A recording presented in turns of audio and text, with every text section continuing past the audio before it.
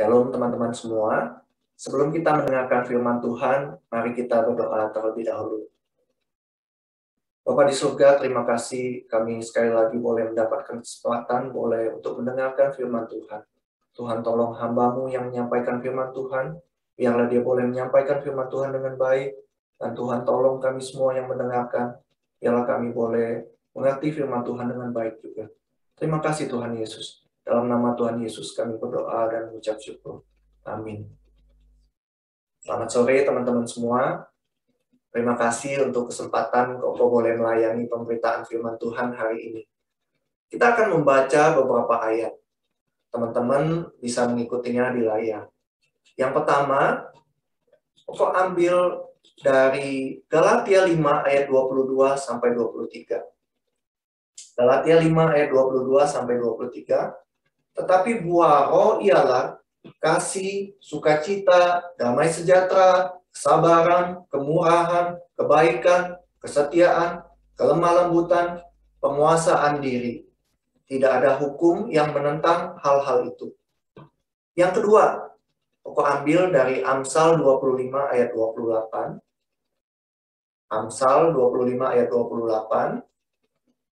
Orang yang tidak dapat mengendalikan diri adalah seperti kota yang roboh temboknya.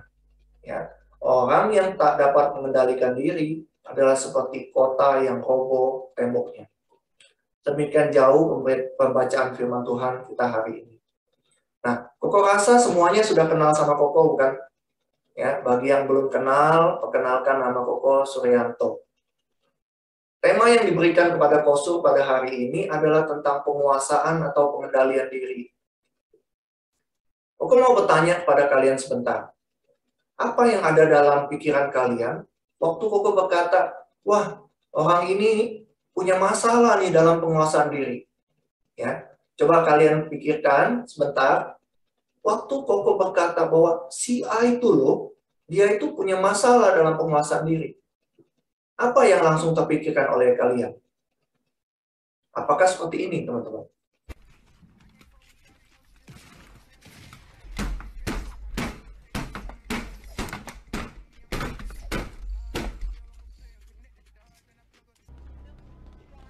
Guys still shooting for the rooftop. Yeah. Yeah, I died. Other guy was shooting at me. I'm fucking dead, dude. I'm fucking dead, dude. I'm fucking, yeah. It's just nothing I...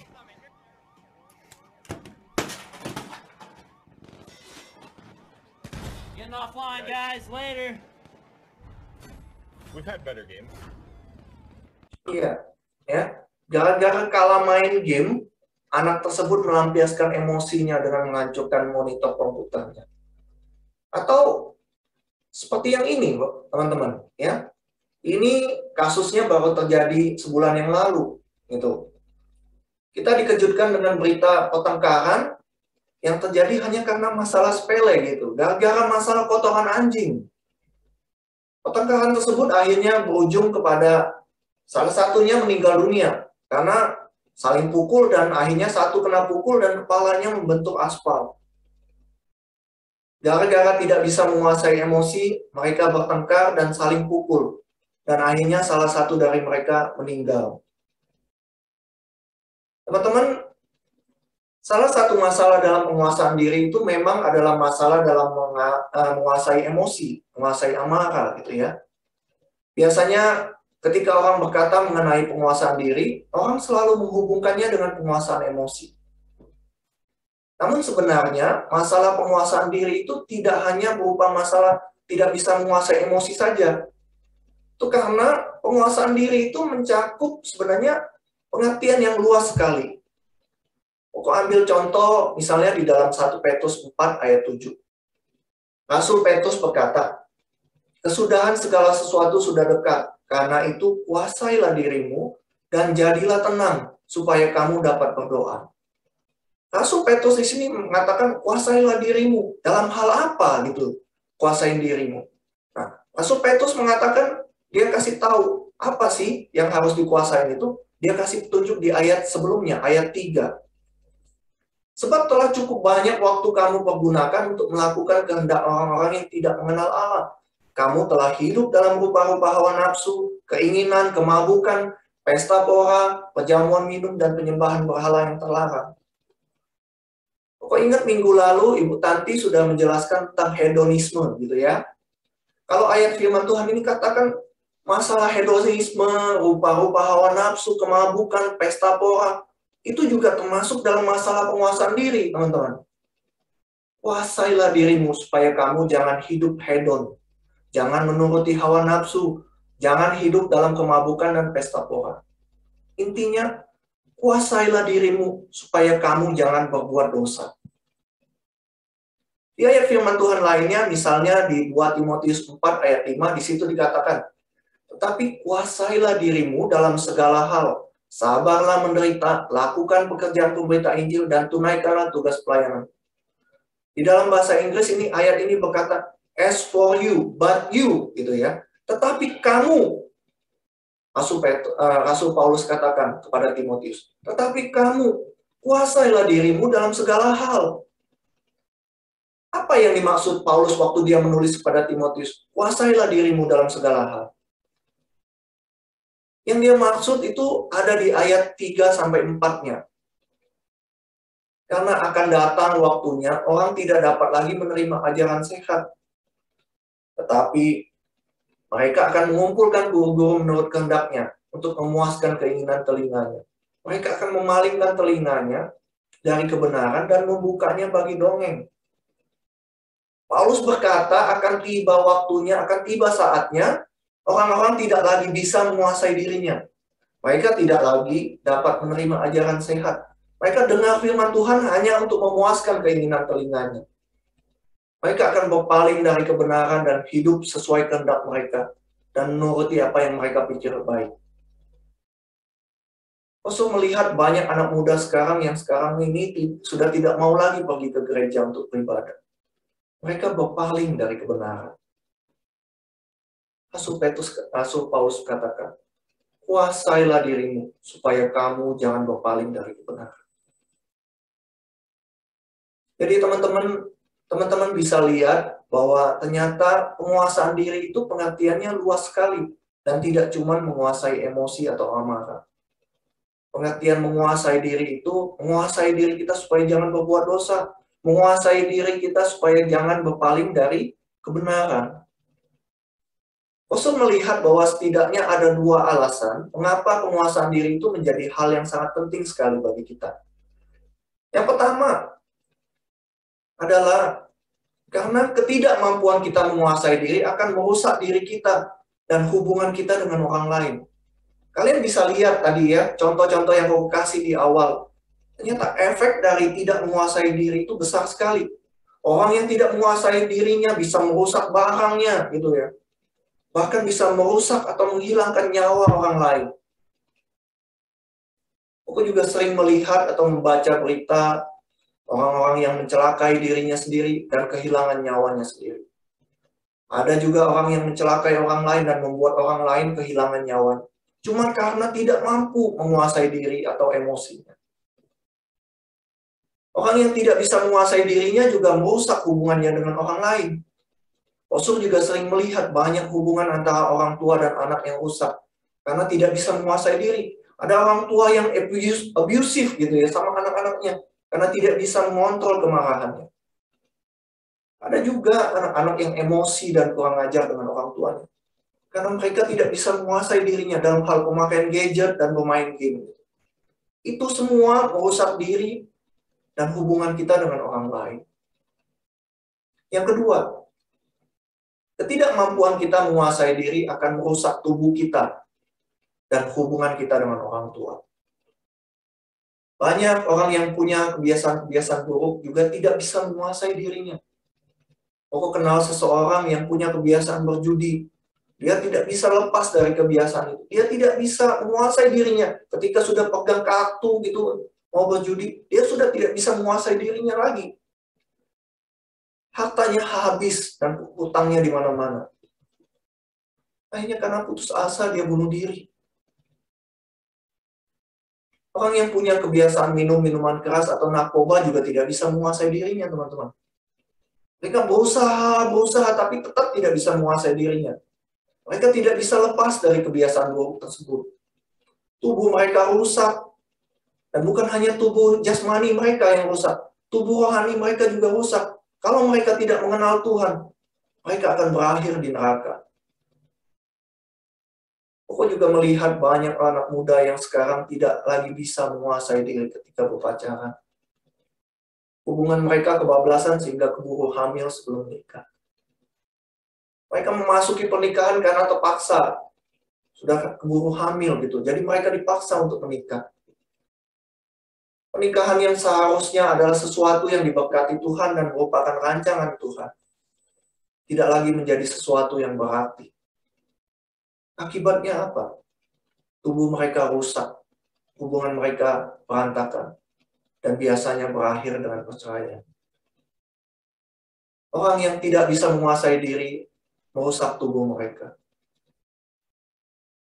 Anak-anak Tuhan juga kadang-kadang tidak bisa menguasai dirinya. Dan itu berakibat pada hubungan mereka dengan Tuhan yang rusak. Tadi di awal Kosu berkata bahwa sebagian besar dari kalian pasti sudah kenal Koko gitu ya. Kalian mungkin juga sudah tahu bahwa Koko sekarang ini sedang studi teologi di SPT Saat Seminari Alkitab Asia Tenggara di Malang. Nah, Koko itu masuk ke Saat umur 40 tahun, teman-teman. Sebenarnya panggilan Koko itu sudah dari 20 tahun yang lalu. Salah satu penyebab Koko tidak jadi pergi pada waktu itu adalah karena Koko kecanduan pornografi. Koko berusaha tapi tidak bisa menguasai diri Koko. Koko selalu jatuh ke dalam kebiasaan dalam hal yang sama ini, kebiasaan buruk Koko ini. Banyak hal yang sudah Koko lakukan. Yang sekarang ini kalau Koko mengingatnya pun membuat Koko sedih dan malu. Keluarga Koko hampir hancur berantakan. Istri Koko, kalau kalian kenal Cilina, itu yang paling tahu. Koko jadi orang yang gampang sekali marah dan suka melampiaskan kemarahan. Kecanduan pornografi itu membuat diri Koko merasa tidak layak di hadapan Tuhan. Koko merasa kotor di hadapan Tuhan. Dan hubungan Koko dengan Tuhan juga jadi rusak karena Koko tidak lagi bisa mendengarkan suara Tuhan. Dan tidak tahu arah atau tujuan hidup Koko. Ketidakmampuan kita menguasai diri bukan hanya merusak hubungan kita dengan orang lain, tapi juga merusak hubungan kita dengan Tuhan. Kita sudah membahas mengenai apa itu penguasaan diri, apa kata Alkitab mengenai penguasaan diri, apa akibatnya kalau kita tidak menguasai diri. Nah, sekarang Koko mau masuk kepada apa yang dikatakan Alkitab mengenai cara menguasai diri. Teman-teman perhatikan, ayat pertama yang kita baca tadi adalah mengenai buah roh, yang salah satunya adalah penguasaan diri. Apabila kita memberi diri kita dipimpin oleh Roh Kudus, maka hidup kita akan menghasilkan buah. Yang salah satunya adalah kita mempunyai penguasaan diri. Nah, teman-teman, yang menariknya adalah ayat yang kedua, yang tadi kita sudah baca juga. Ayat yang kedua tadi itu juga ternyata masih berhubungan dengan roh juga, teman-teman. Di dalam bahasa aslinya, sebenarnya ayat yang kedua ini berbunyi seperti ini, teman-teman. A man whose spirit is without control. Seseorang yang rohnya tidak dikuasai, yang rohnya tanpa kendali atau tanpa penguasaan, adalah seperti kota yang roboh temboknya. Kalau kita membaca ayat kedua ini dengan kacamata ayat yang pertama tentang buah roh tadi, kita bisa melihat bahwa orang yang mempunyai penguasaan diri itu adalah orang yang rohnya sudah diperbaharui. Orang yang dipenuhi atau dikuasai oleh Roh Kudus. Orang yang mempunyai penguasaan diri itu adalah seperti yang dikatakan Tuhan Yesus kepada Nikodemus di Yohanes 4. Yaitu orang yang sudah dilahirkan kembali. Hal ini penting sekali, teman-teman. Ya, karena orang yang belum diperbaharui rohnya, itu tidak akan pernah benar-benar bisa menguasai dirinya. Memang ada orang yang punya tekad dan kemauan yang keras, sehingga mungkin kelihatannya dia bisa menguasai dirinya. Akan tetapi biasanya ketika tidak ada orang yang melihat, tidak ada orang yang di sampingnya, saat itulah dirinya yang sebenarnya itu muncul. Dan orang tersebut bisa melakukan hal-hal buruk yang orang lain tidak tahu. Jadi apa sih sebenarnya maksudnya orang yang sudah diperbarui? Apa yang maksud Koko itu? Apa yang dimaksud oleh Kosor itu ketika Koko mengatakan itu orang yang dilahirkan kembali? Nah, Kosor punya sebuah cerita yang mungkin bisa menolong kalian mengerti seperti apa orang yang dilahirkan kembali ya. Nah, suatu kali di Jepang ada seorang wanita yang bernama Okinawa. Okinawa ini adalah seorang wanita yang cantik. Banyak pria yang suka dengan dia. Akhirnya dari sekian banyak pria, dia jatuh cinta kepada seorang pria dan kemudian menikah. Okinawa ini punya seorang mama yang sudah tua, yang sudah demensia ya. Jadi mamanya ini pikun, sering lupa, gitu, tangannya gemeteran gitu ya. Makanan dan minuman juga kalau ketika dikasih suka tumpah gitu. Nah, memang tidak mudah untuk merawat orang tua yang sudah demensia ya. Mamanya ini tinggal bersama dengan mereka. Tidak mudah mengurusi seorang tua yang sudah demensia, teman-teman. Tapi Okinawa ini dia selalu merawat mamanya dengan baik.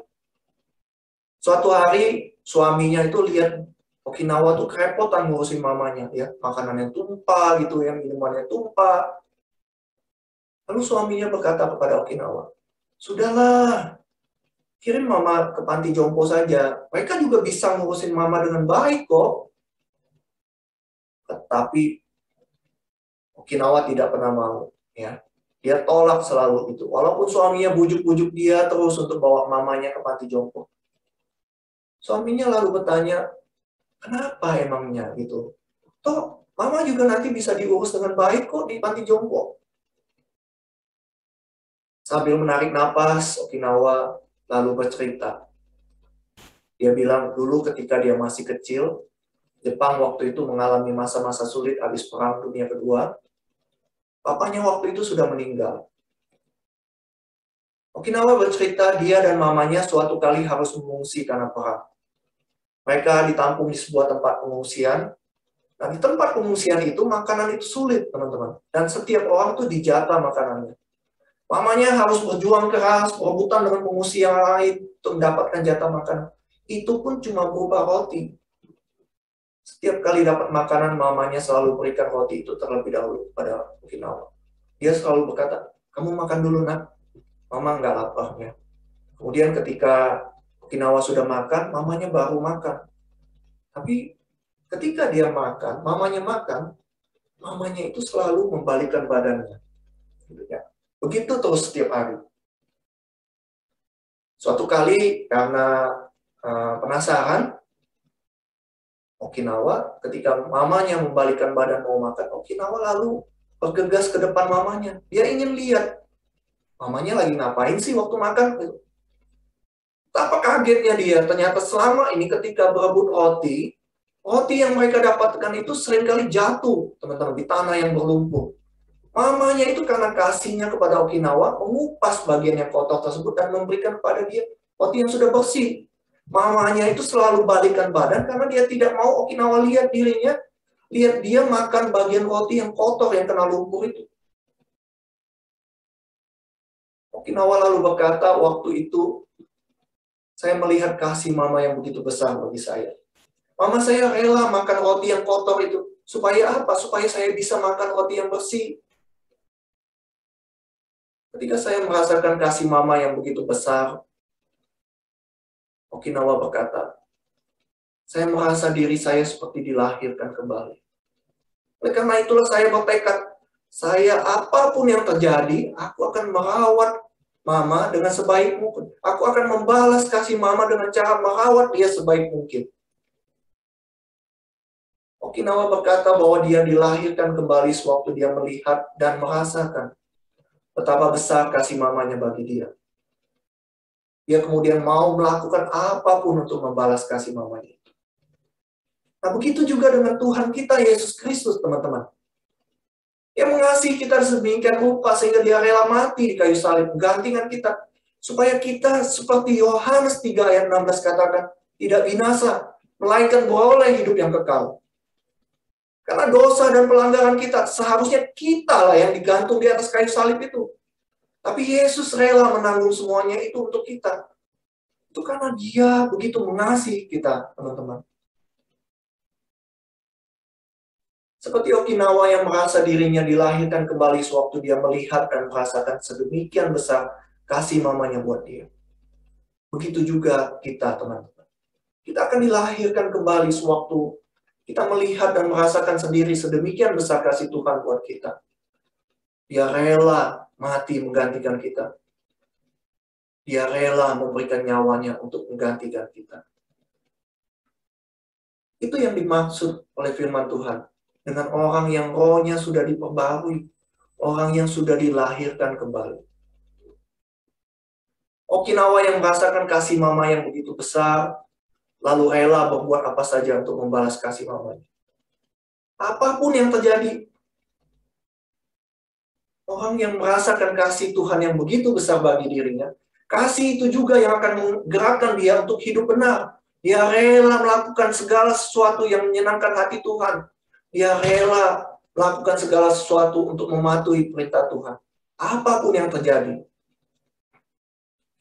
Seorang pendeta yang bernama Timothy Keller pernah berkata begini. Fear-based repentance makes us hate ourselves. But love-based repentance makes us hate the sin. Pertobatan yang didasarkan rasa takut membuat kita membenci diri sendiri. Tapi pertobatan yang didasarkan atas kasih membuat kita membenci dosa.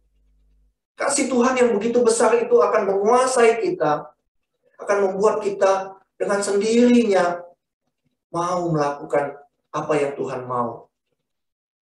Rasa takut kena hukuman, rasa takut masuk neraka, rasa takut dipukul, rasa takut di penjara, rasa takut hukuman mati tidak membuat orang takut berdosa, teman-teman. Tapi kasih Tuhan, pengampunan, dan penerimaan dari Tuhan Yesus yang mengasihi kita. Itu yang bisa mengubah orang. Itu yang bisa membuat kita bisa menguasai diri kita. Yang kedua, teman-teman. Kata penguasaan diri dalam Galatia 5 ayat 22-23 ini, itu mempunyai akar kata yang sama dengan kata disiplin. Ya. Di Titus 1 ayat 8 di situ dikatakan, pengatur rumah Allah suka memberi tumpangan, suka yang baik, bijaksana, adil, saleh, dapat menguasai diri.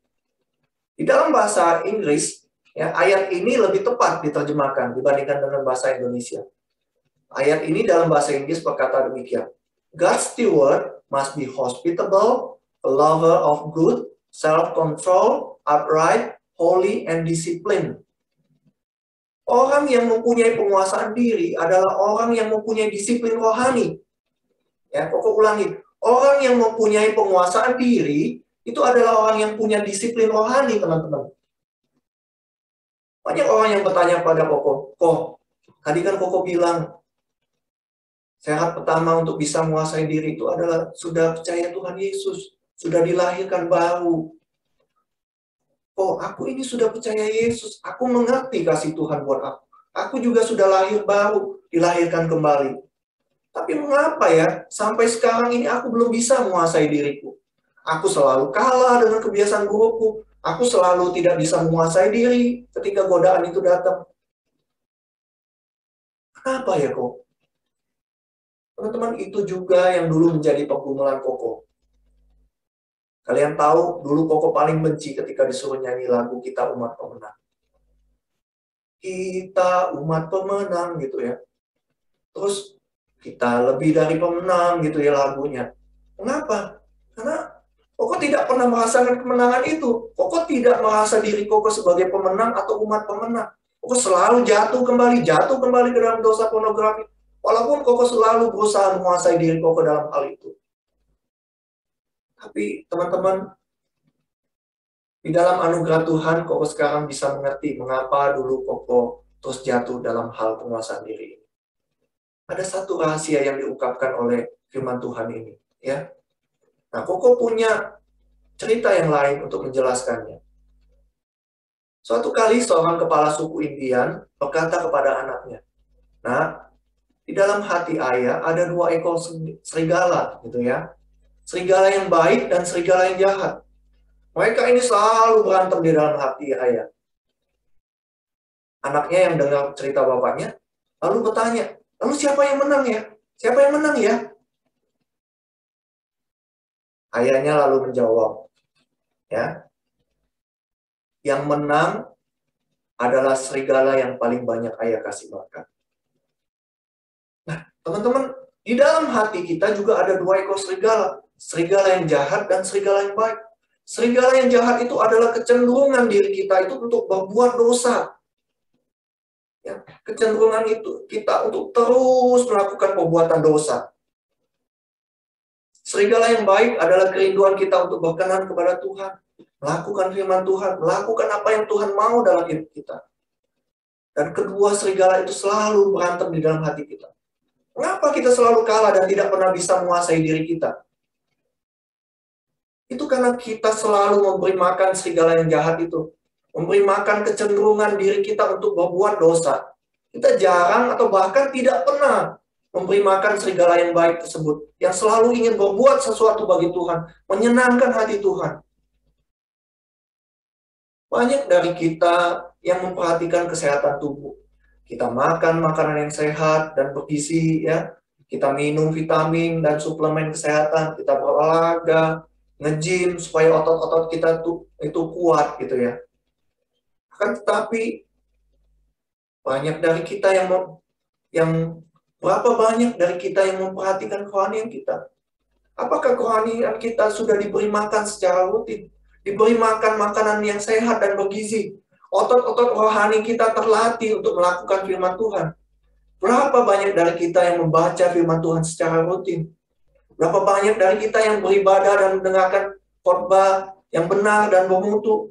Berapa banyak dari kita yang melatih diri kita untuk melayani Tuhan? Jangan heran kalau kita tidak punya penguasaan diri dalam hidup kita. Itu karena kita tidak melakukan semua disiplin rohani tersebut. Teman-teman, orang yang bisa menguasai diri adalah orang yang rohnya sudah diperbaharui oleh Tuhan. Rohnya diperbaharui Tuhan ketika dia mengerti kasih Tuhan. Rohnya diperbaharui Tuhan ketika dia percaya kepada Tuhan Yesus. Mungkin ada di antara kalian yang saat ini belum menerima Tuhan Yesus sebagai juru selamat pribadi. Aku mau katakan, kalian tidak akan bisa menguasai diri kecuali bahwa kalian sudah diperbarui oleh Tuhan terlebih dahulu. Oleh karena itu, aku mengundang kalian, membuka hati kalian, menerima Tuhan Yesus sebagai juru selamat pribadi. Rasakan kasih Tuhan, alami kasih Tuhan itu. Dia begitu mengasihi kalian. Mungkin ada di antara kalian yang saat ini sudah melakukan banyak kesalahan. Kalian melakukan hal-hal yang tidak berkenan kepada Tuhan. Aku mau katakan kepada kalian bahwa Tuhan mengasihi kalian. Dia mau mengampuni dosa kalian. Dia mau memperbaharui hidup kalian, memulihkan hidup kalian. Seperti Tuhan sudah memperbaharui dan memulihkan hidup Koko, Tuhan juga mampu memulihkan hidup kalian.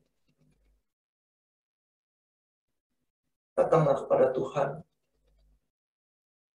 Akuilah segala kesalahan kalian. Dan biarlah Dia memperbaharui roh kalian. Orang yang mempunyai penguasaan diri adalah orang yang mempunyai disiplin rohani. Ketika kita melakukan disiplin rohani, kita mempunyai kekuatan, teman-teman, untuk menguasai diri. Kau berdoa, kiranya Tuhan memberikan kerinduan itu ke dalam hati kalian untuk melakukan semua disiplin rohani. Tuhan memberkati kita semua. Mari kita berdoa. Bapa di surga, terima kasih untuk firman-Mu hari ini. Kami boleh belajar bagaimana kami bisa menguasai diri kami. Firman-Mu mengatakan bahwa Orang yang menguasai diri adalah orang yang rohnya sudah diperbarui Tuhan. Rohnya diperbarui Tuhan ketika kami percaya kepada Tuhan dan merasakan kasih dari Tuhan. Tuhan, Kau melihat mungkin ada di antara anak-anak-Mu yang mendengarkan khotbah hari ini. Mungkin Kau melihat mereka yang sudah melakukan banyak kesalahan, seperti hamba-Mu lakukan. Tuhan, ampunilah mereka, Tuhan. Mereka mau datang kepadamu.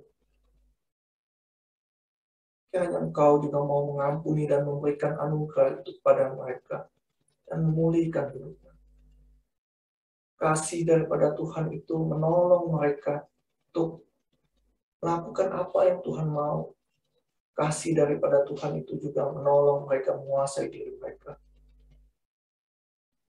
Tuhan, hamba-Mu juga berdoa, kiranya Engkau memberikan kerinduan dalam hati mereka untuk membaca firman Tuhan. Tuhan memberikan kerinduan dalam hati mereka untuk berdoa, untuk beribadah, dan kerinduan untuk melayani Tuhan. Dan biarlah semuanya itu ketika mereka lakukan, memberikan mereka kekuatan untuk menguasai diri mereka. Terima kasih Tuhan. Roh Kudus, mampukan kami semua untuk melakukan firman Tuhan. Di dalam nama Tuhan Yesus kami berdoa dan mengucap syukur. Amin. Terima kasih untuk kesempatan Koko menyampaikan firman Tuhan ini. Tuhan memberkati kita semua.